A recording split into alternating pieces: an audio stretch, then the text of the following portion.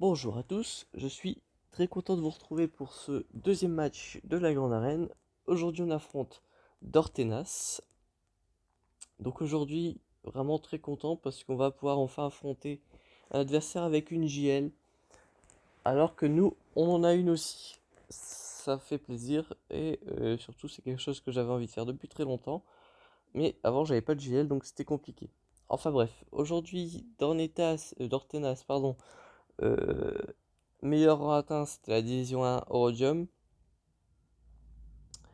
Et en termes de bataille offensive, bataille offensive 1409, ainsi que 304 tactiques de défense.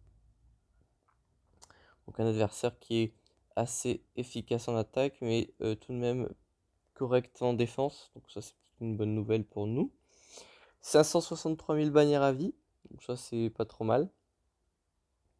En termes de vaisseau amiral, il a à la fois Nego et Malvé. Et donc ça, bon, les vaisseaux, on s'en fiche un petit peu, hein, c'est assez classique ma foi. On constatera quand même que son dent de molosse sur la deuxième ligne, le dernier vaisseau n'est que G12. Donc ça c'est pas trop mal. En termes de personnage, c'est là où ça se gâte un petit peu, c'est que déjà il a 6, donc ça c'est pas trop mal. Et en termes de module, normalement si c'est bien lui, il est extrêmement rapide sur beaucoup de ses persos. Donc son DR est à 334, donc ça c'est vraiment pas mal. Ensuite, on peut regarder son Rex qui est plus rapide que le mien de mémoire. Voilà, 314, le mien est à 308. Est-ce qu'il y a d'autres personnages que ça importe en termes de vitesse? Son Vador, normalement, est très rapide aussi. Il a 276 sans son unique, donc ça c'est très très bien. Le mien est à 269 si je ne m'abuse. Donc vraiment, c'est quelqu'un qui gère plutôt bien ses modules et qui, ouais, vraiment mode plutôt bien ses personnages, donc ça c'est plutôt cool, hein. Donc ça c'est un adversaire qui est somme toute plutôt, ouais, plutôt bon. Donc ça c'est très intéressant. Son Malak est plus rapide que le mien, mais en même temps moi mon Malak, je le veux plus en ténacité qu'en vitesse. Donc voilà pour ce qui est de l'adversaire, donc plutôt quelqu'un de bon en termes de roster, donc ça c'est plutôt cool.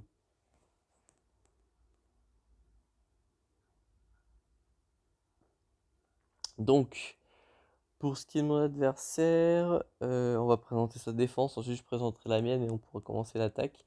Donc en haut on retrouve une CLS sans C3PO, donc ça réduit quand même drastiquement la menace. Donc CLS, donc le trio habituel, hein, CLS, Chewie, Han Solo. Chewpio, pas G12 ni G13, il est même pas 7 étoiles, donc ça m'arrange plutôt bien, parce que même s'il prend les stats du leader, eh bien il va pas prendre... Enfin il n'a pas de très grosses stats de base. En plus le leader n'est que relique 2, donc c'est plutôt arrangeant, et R2D2 avec le double zeta mine de rien. Ensuite, on retrouve une Grievous full relique, ça c'est plutôt classique. Et on retrouve une Nute Gunray avec quand même pas mal de bons persos, notamment son Doku, qui est parmi ses persos les plus rapides. C'est un perso rapide de base tout de même, mais quand même, faut le noter. À 294 de speed, donc c'est pas rien. On notera quand même que le zombie est assez fragile, donc ça c'est une bonne nouvelle quand même. Donc ça c'est cool. En bas, on retrouve une full Phoenix ainsi que euh, ah, une team Ancienne République. Donc ça vraiment très étrange. Soit ça cache quelque chose de gros derrière, soit il va partir du principe qu'il faut ben, que il part de la stratégie où il met ses meilleurs teams en haut pour bloquer les vaisseaux et qu'en gros en bas il part du principe que ça va être clear quoi qu'il arrive. Donc voilà. Donc on va passer à la défense. J'ai changé quelques petits trucs comparé à la dernière fois où j'avais mis une défense un peu au pif. Parce que je savais que mon adversaire ça allait être de la défense auto. Donc là j'ai changé de stratégie. Donc j'ai créé une vraie strat pour le coup. Donc j'ai mis mon DR juste ici à 320 speed. Alors le mien est plus lent que le sien. Ça c'est clair et net. Mais quoi qu'il advienne, c'est pas parce que vous êtes plus rapide que vous allez gagner. En plus, j'ai mis un pré-taunt, donc raillerie de base, donc le DR adversaire ne peut pas mettre la peur directement sur tous mes persos. Donc ça, c'est quand même quelque chose de rassurant. Et voilà, donc soit il va miroir, soit il gasse, soit il va utiliser si, j'en sais rien, mais quoi qu'il en soit, ça va lui exploser une de ses bonnes teams. Et ça, bah, c'est quand même super bien. Ensuite, j'ai mis le restant de mes FO que je n'utilise pas. Parce qu'en gros, en attaque, j'ai SLKR avec Kylo Ren sans masque, Hux, le soldat Sith, ainsi que le Stormtrooper. Donc ça fait 5. Ensuite, je garde le Kylo pour faire un solo sur de l'ancienne République. Et donc, il me reste tout ça de premier ordre qui me sert à rien. Donc, je le mets en défense. Alors, je suis d'accord que c'est pas la meilleure team, surtout avec Phasma Lead. Néanmoins, ils sont tous reliques. Donc c'est pas avec une team vraiment superficielle que vous allez pouvoir passer ça. Donc ça c'est plutôt une bonne nouvelle. Donc ça il va lui falloir quand même une bonne team quoi qu'il advienne. Donc ça c'est plutôt cool. Hop, donc on continue. Donc pour le territoire duo, j'ai posé ma Padmé et ma Grievous. Tous les deux ont pour particularité d'être Euh, possiblement counter par Revan. Donc s'il utilise ce counter, il va falloir qu'il choisisse euh, du coup d'utiliser Revan soit pour l'un soit pour l'autre. Et du coup pour counter la team qu'il ne va pas counter avec Revan, il lui faudra donc par conséquent utiliser une grosse team. Donc ça c'est encore une fois une bonne nouvelle. Donc ensuite les Sœurs de la Nuit. Donc j'ai Assage Relique, donc on en profite, n'est-ce pas? Ensuite, on a Zombie plus Acolyte. Le zombie, l'acolyte qui se met invisible et qui est invisible, qui a 80% de se camoufler pendant 2 tours. Donc même si elle n'arrive pas à se camoufler le premier tour, elle arrivera forcément le deuxième, à moins d'être extrêmement malchanceux. Et ensuite, bon, l'esprit d'Aka, j'ai pas de grand espoir qu'il survive vraiment. Mais bon, il faut bien avoir 5 sœurs de la nuit, donc ça c'est plutôt cool. Donc ça, il va falloir quand même un petit counter plutôt intéressant à utiliser contre eux. Donc voilà, ça c'est cool. Pour le bac, j'ai ma team résistance qui peut parfois surprendre. Donc ça c'est plutôt cool. J'ai déjà eu des holds dessus, donc c'est pour ça que je l'ai armé. Et ensuite ma Gun Lead avec le duo Mission Zalbar. Vraiment pour leur synergie entre deux. J'ai Nest qui est quand même assez relou à tuer.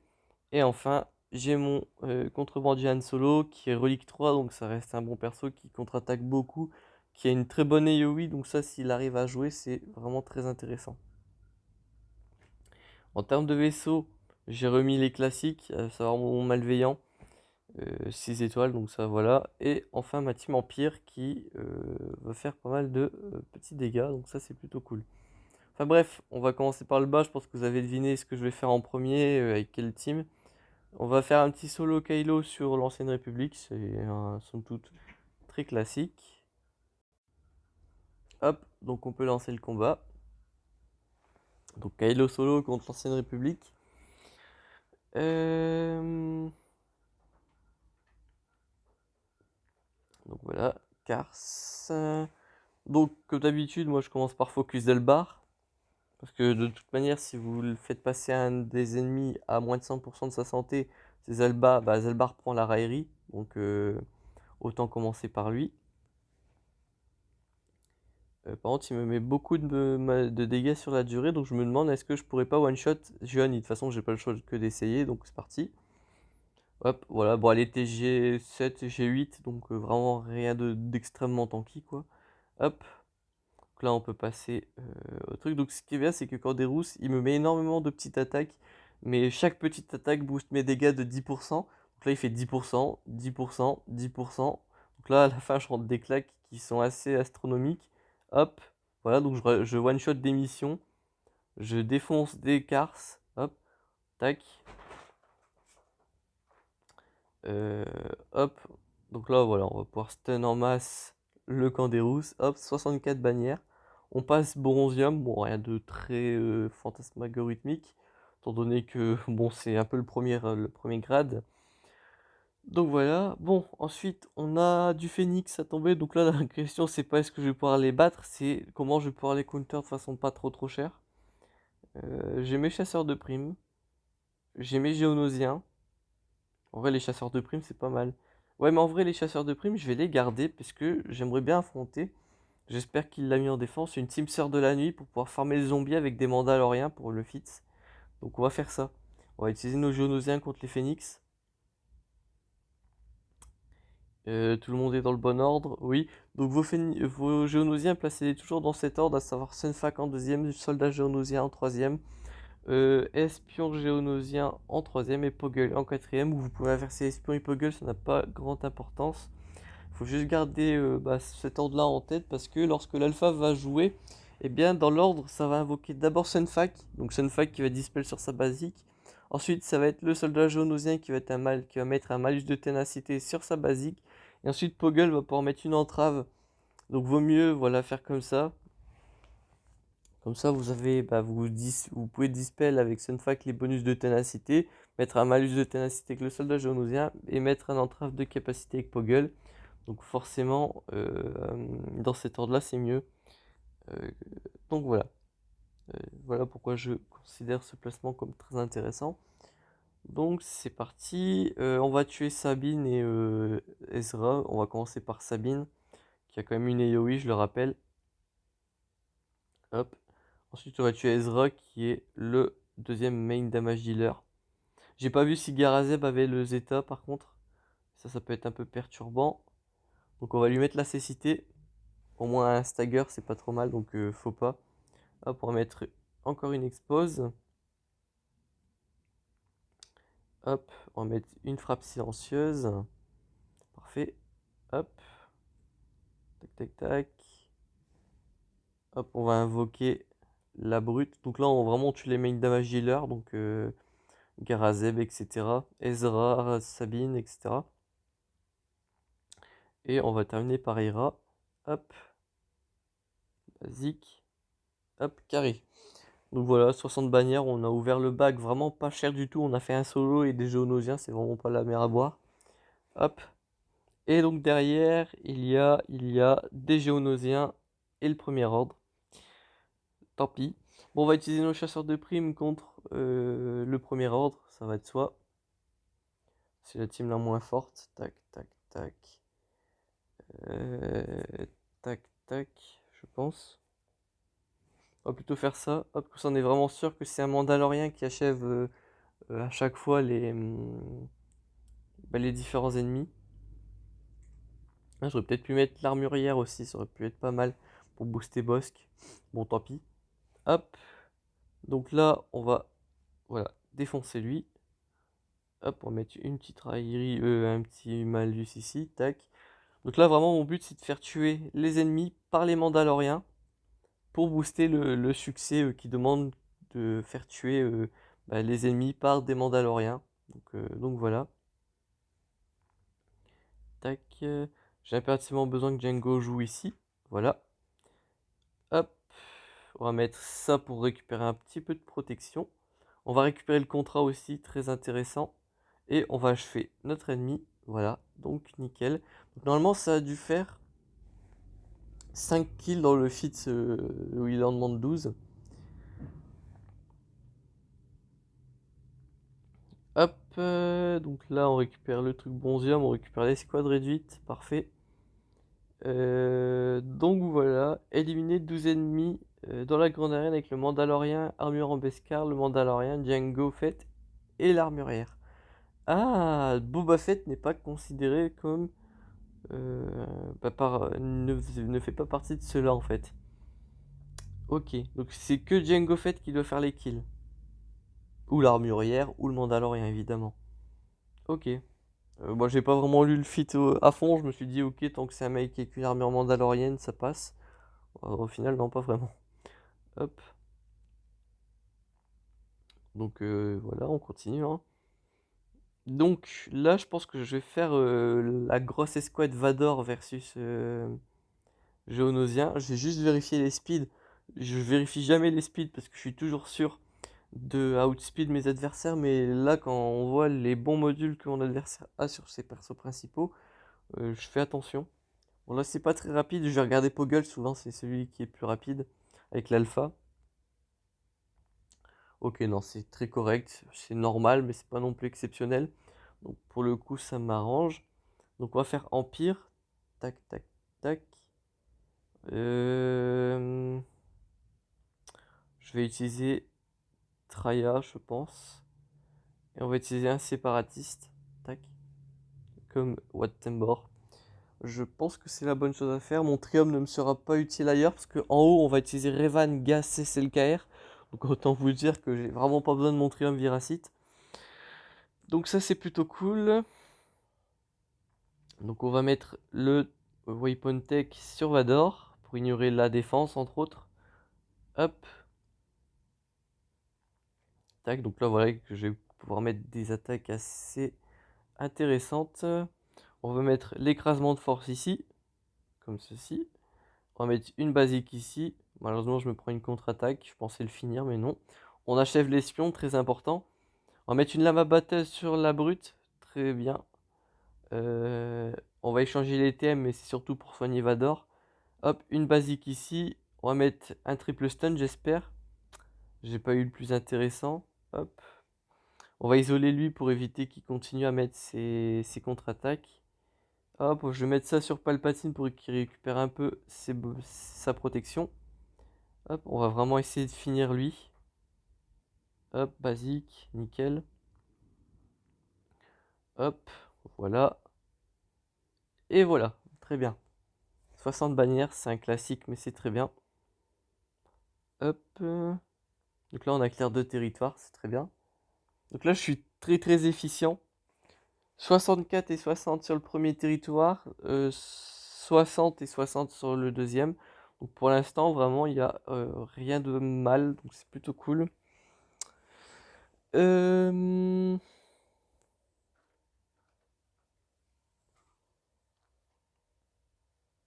Je sais où je vais utiliser Gas. Je pense savoir où je vais utiliser Revan. Euh, Alors attendez. On va utiliser Gas en bas là contre la team Newt Gunray. Pourquoi? Parce que Jango Fett et Newt Gunray ont un double revive. Enfin, ils ont un revive chacun. Donc ça c'est embêtant parce que parce qu'ils peuvent se revive en fait. Donc je vais utiliser un leader qui empêche les revives, à savoir Gas. Aussi, faut savoir que Gas, tant qu'il a des alliés avec lui, donc ce qui va être Five, Rex, etc., il est immunisé à tout ce qui va être soin, pas soin, mais le contraire justement, à tout ce qui va être choc et étourdissement. Donc Count Dooku va pas pouvoir faire grand chose, Asajj sur sa basique non plus. Donc ça c'est vraiment cool. Gas il va pouvoir aussi augmenter les délais, notamment de l'extorsion. Donc vraiment très intéressant d'utiliser Gas contre la team Newt Gunray, donc c'est ce que je vais faire. Donc on va utiliser Gas forcément. Donc vraiment sur son leader, ça va être écrit quelque part. Tac, tac, tac, tac, tac, tac, tac, tac. Euh, Ok, je suis aveugle. En fait, c'est sur la toute première ligne du lead. Aucune unité ne peut être réanimée. Voilà. J'ai cherché 5 minutes. En fait, c'était écrit au début. Bon, bref. On va utiliser Rex également. Et en face, il n'y a pas de druide. Donc, j'ai pas vraiment besoin d'avoir Echo. Par contre, je peux avoir le soldat arc. Ça peut être intéressant pour ajouter des dégâts en plus. Donc, on va partir comme ça en escouade réduite. On va essayer de faire 60 bannières au moins. 61, ça serait le rêve, mais j'y crois moyen. Parce que Jango Fett a l'immunité aux dégâts parce qu'il est sous l'immunité, voilà, sous un leader séparatiste. Donc c'est pas super cool. Néanmoins, on est parti pour tuer mes adversaires. Tac, tac, tac. Hop. Alors là, on va pouvoir mettre la confusion aussi sur préhension de la force. Donc en vrai, c'est pas mal d'avoir sorti le gas lead du coup, parce que le petit Doku ne pouvait pas, comment dire, contre-attaquer. Hop, on va achever le zombie. Puis il n'est pas G10, donc il n'est pas réanimé à l'infini. Donc ça, c'est plutôt une bonne nouvelle. Hop, hop, tac. On va augmenter ses délais. À chaque fois que vous le frappez, ça doit lui augmenter ses délais de 1, je crois. Enfin bref. Hop. Bon, là, je peux rien faire, il est vraiment sous immunité aux dégâts, quoi. Je mets quand même une réduction d'armure, enfin un brise-armure. Hop. Pour le plaisir, tac. Hop. Hop. Hop, et on a détruit sa protection, etc. Donc c'est cool. Donc 59 bannières, hop, c'est moins 1 par rapport au max, mais tant pis. C'est déjà pas trop mal. Parce que pour l'instant, ça veut dire que mon adversaire doit faire 60 bannières minimum pour me battre de une bannière. Donc ça, c'est plutôt excellent. Sachant que j'ai mis un petit 64 contre sa team, donc contre sa team Ancienne République. Donc voilà.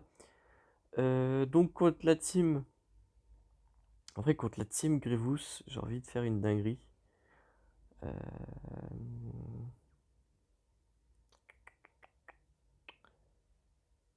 Je pense que je vais faire un duo. Les doubles Kylo versus la full Grievous. Alors hier, j'ai tenté un solo DR avec SLKR, mais ça n'a pas fonctionné. Je soupçonne qu'il faut quand même avoir l'ultimate. Bon, moi, j'aurais essayé. Hop, donc on va enlever tous les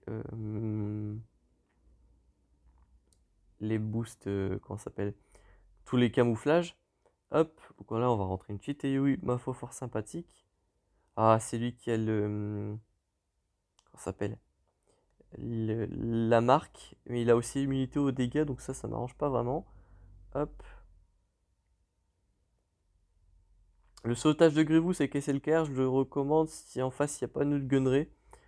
Là, j'ai pas l'ultimate, donc je suis vraiment pas serein à l'idée de faire un solo. Donc ben, j'ai utilisé le Kylo normal. Euh, Tac.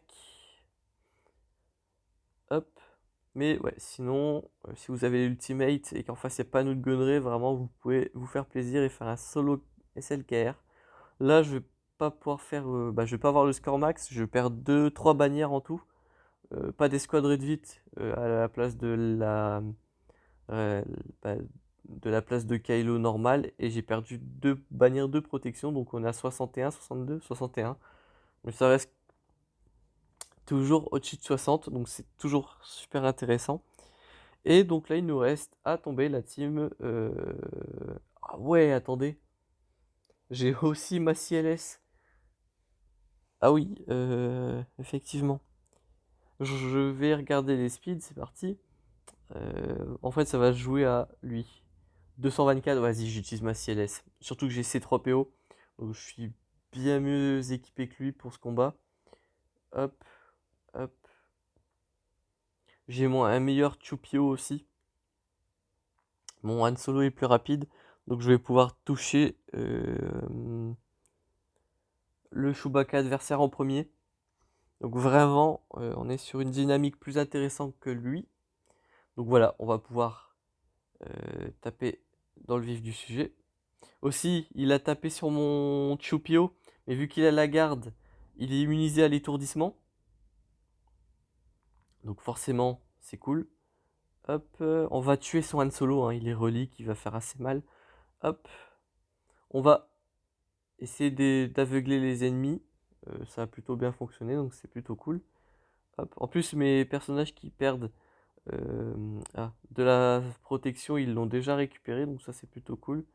Après ça c'est lié au fait que voilà, Chupio et Chewie ils ont une grosse synergie de récupération de protection. Parce que Chewie va soigner tous les alliés qui ont la garde à chaque fois qu'il va utiliser une basique ou une capacité spéciale. Donc ça c'est plutôt cool. Et la première spéciale de Chupio qui régène 10% de protection à tous les alliés. En plus de dispel tous les ennemis et de leur mettre la cécité. Donc ça c'est vraiment très très puissant, hein, très clairement. Donc ça c'est plutôt cool.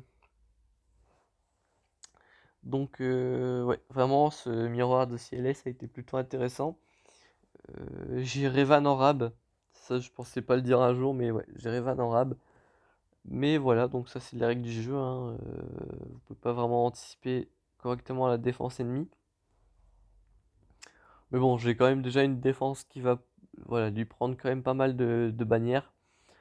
Enfin, j'ai mon DR, j'ai Grievous Padmé qui est pas trop mal. J'ai la Sœur de la Nuit qu'il faut pas prendre à la légère. J'ai la team Full Faux Relique qui peut pas sous-estimer. Et derrière, voilà, si ne serait-ce qu'un solo lâche une belle AOE à -5 bannières, franchement, ça me mettrait super bien. Et puis ensuite, j'ai quand même des vaisseaux. C'est pas la première fois que je reçois des messages pour me dire que la flotte Empire surprend mon adversaire. Et ensuite, bah voilà, il y a une flotte Malvé quand même, donc ça faut pas déconner non plus.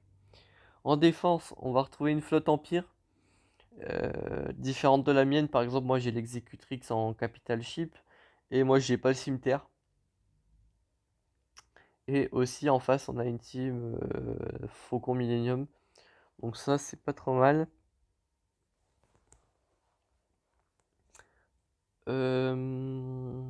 On va se commencer par faire un petit combat Finalizer versus Truc. Alors Truc, c'est la team rebelle évidemment. Donc premier ordre.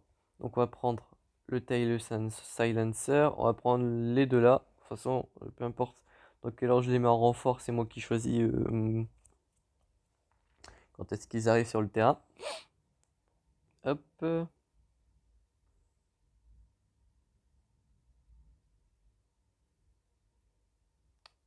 Petit moment de blanc.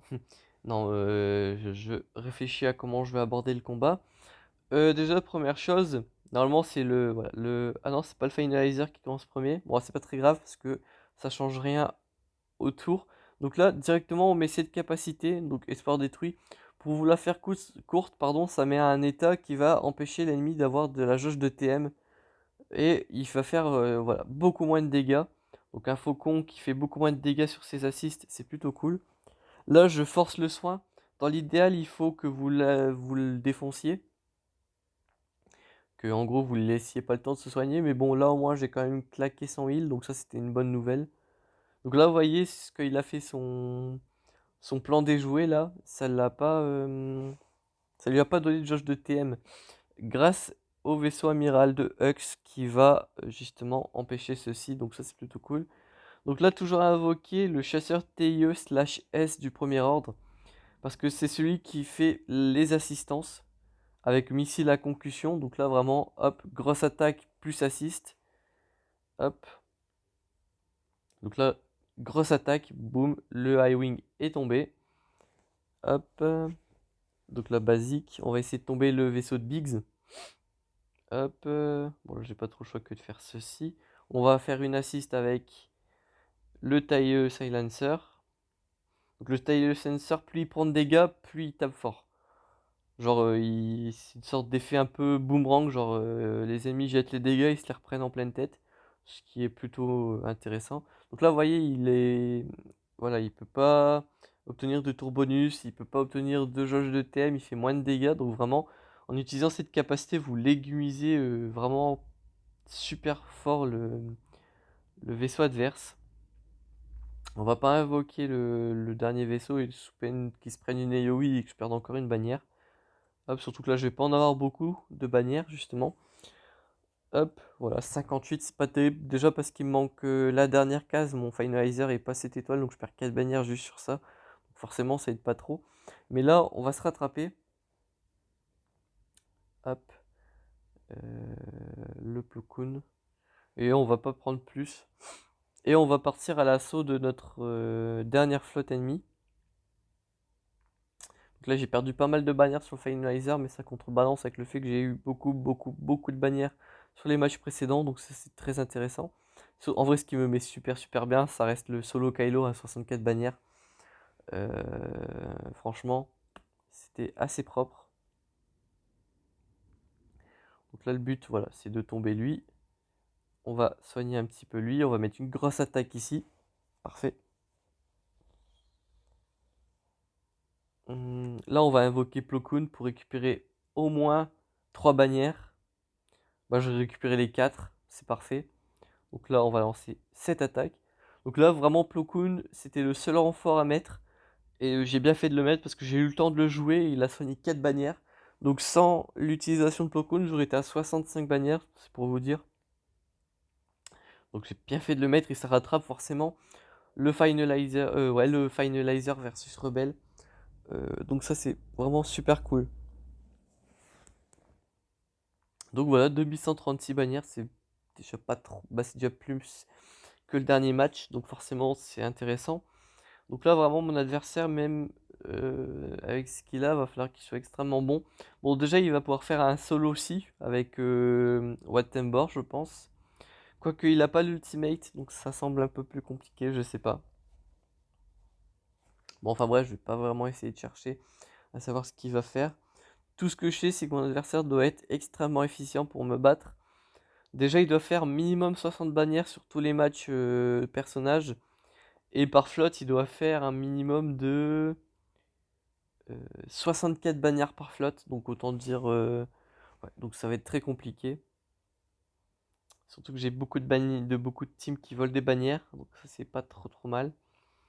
Ouais, donc je sais pas si je vais gagner. Mais en tout cas, je vais faire de... Bah, va falloir que mon adversaire fasse de son mieux. Enfin bref, j'espère que ce match vous aura plu. On se retrouve très bientôt pour une prochaine vidéo. D'ici là, portez-vous bien.